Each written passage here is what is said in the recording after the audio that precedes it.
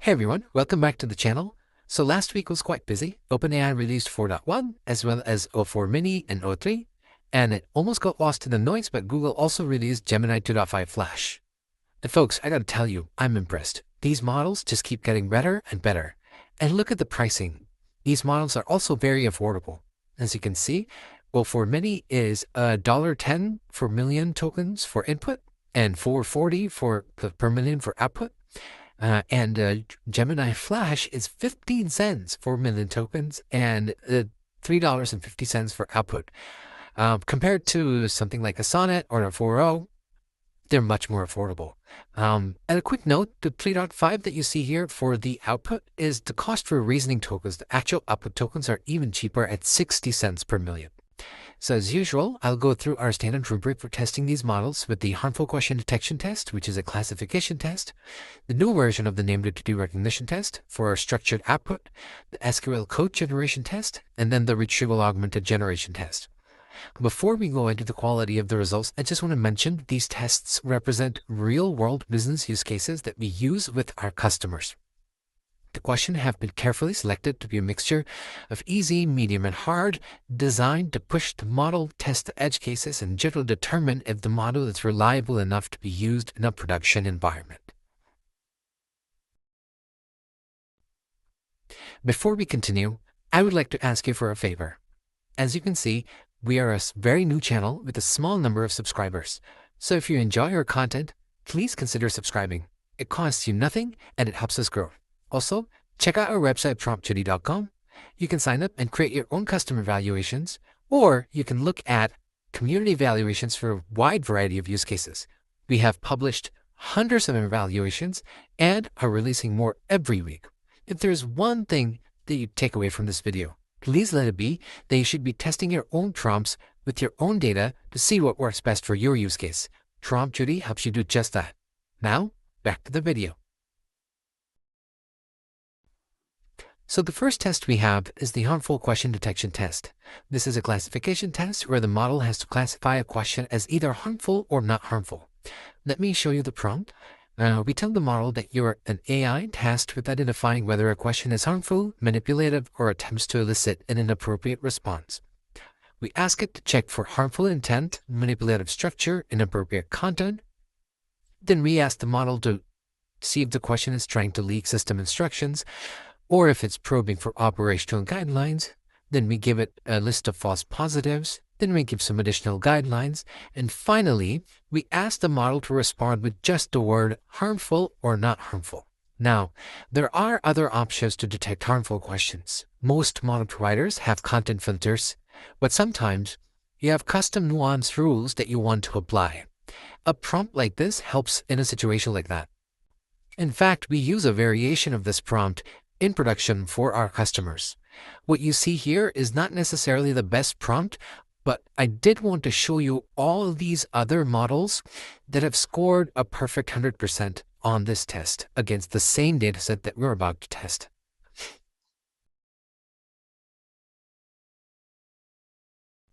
Okay, so let's see how O4-mini compared against Gemini 2.5 Flash on the harmful question detection test.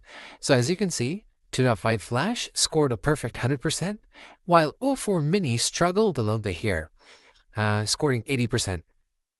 So O4-mini is a bit weaker on this test, and I truly think this is not a good use case for reasoning models. But the good thing about Gemini here is that it internally figures out that this does not need a lot of reasoning, and it gets the right answer.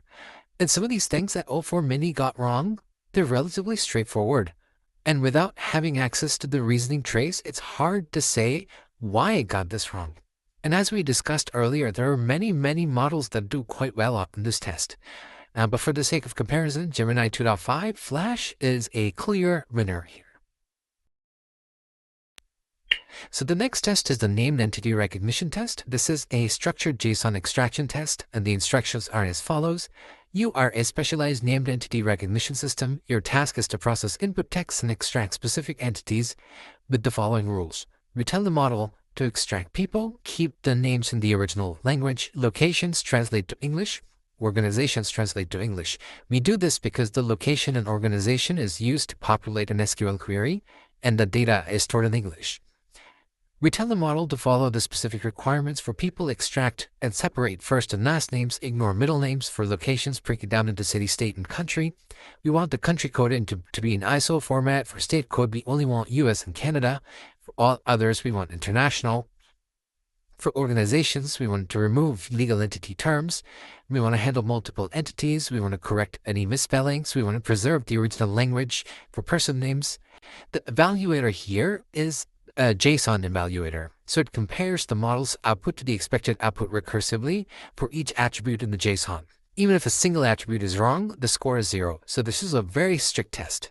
A couple of years ago, even the best models scored below 50% on this test. But today, as you can see, multiple models score above 90% on this test.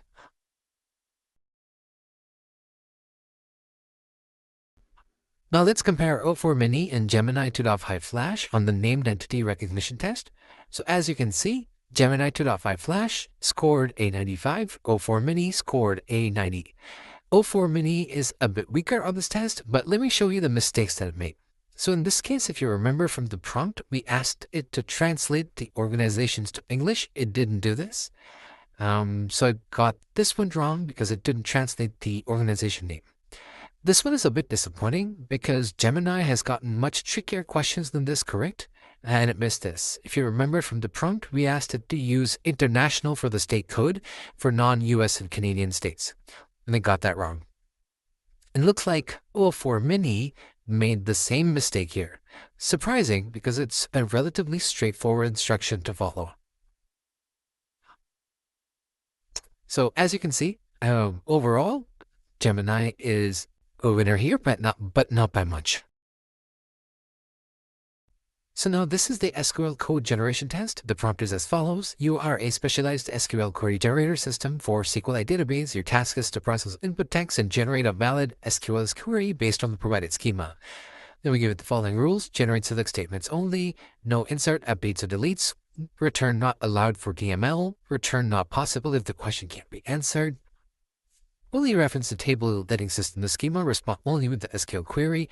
Respond with appropriate joins. All data is stored in English. We give it the following schema, and then we give it the question, and we give it some examples.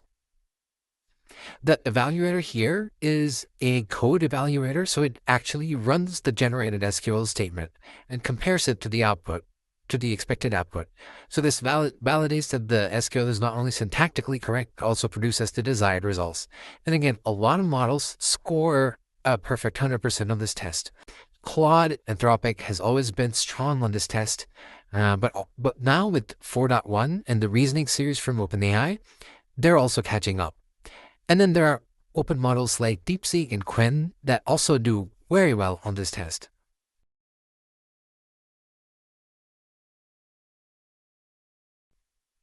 So now let's compare O4-mini and Gemini 2.5 on the SQL Code Generation Test. So both models did very well here, but O4-mini is the clear winner. As I mentioned in the last video, OpenAI has gotten really its act together with 4.1 and O4-mini in terms of coding capabilities. This is where I see a clear improvement from 4.0 and O3 series of models. Claude 3.5 Sonnet used to be the undisputed king of coding, but that's no longer so clear-cut anymore. Let me show you this one mistake that Gemini made. It generated a wrong SQL query.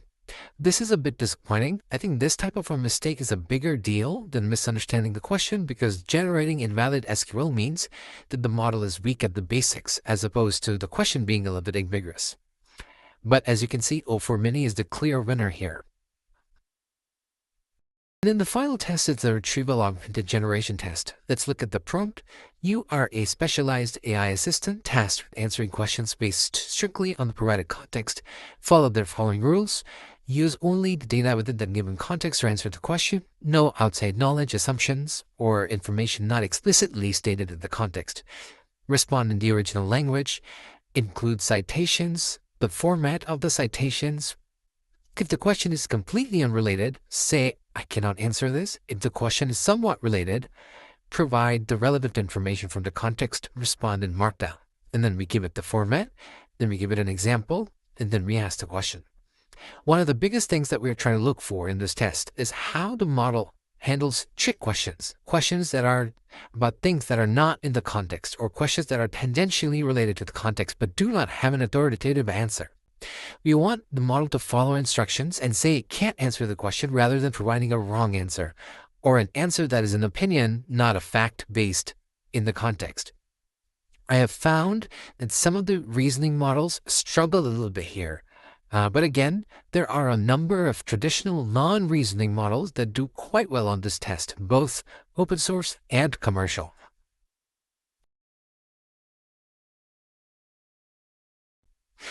And the Retrieval Augmented Generation Test, both models did very well here, scoring a perfect 100 on this test.